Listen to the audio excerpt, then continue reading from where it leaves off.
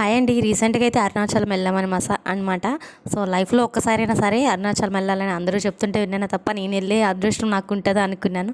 So, ఆ అదృష్టం అయితే నాకు కలిగింది. సో, హ్యాపీగా అరుణాచలం అయితే వెళ్ళాము. అక్కడ గిరి ప్రదక్షిణ అయితే స్టార్ట్ చేసామన్నమాట. ఎర్లీ మార్నింగ్ 4కి అయితే స్టార్ట్ చేసాము. సో, 8:30, 9కి అయితే మళ్ళీ ఎండ్ చేసేసాము. సో, పిల్లలతో నేను మా వారు అండ్ మా అమ్మతో వెళ్ళడం చాలా హ్యాపీ అనిపించింది.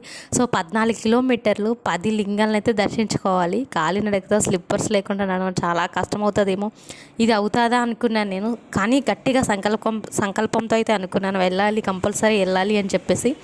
సో, స్టార్ట్ చేసామన్నమాట.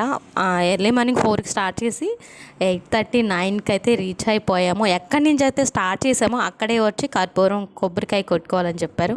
సో, మేమైతే కొబ్బరికాయ కొట్టుకొని స్టార్ట్ చేసాము. సార్ తర్వాత ఎండింగ్ చేసిన తర్వాత మళ్ళీ కర్పూరం వెలిగించాము. సో, నేనైతే హ్యాపీగా, నిజంగా నేను అనుకోలే లైఫ్లో ఒక్కసారైనా జరుగుతుంది ఇలా అని. సో, నేనైతే హ్యాపీగా దేవుణ్ణి దర్శించుకొనేసి చాలా చాలా హ్యాపీగా ఆ శివుని ఆశీస్సులతో రీచ్ అయిపోయాము, ఇంటికి వచ్చేసాము. Thank you.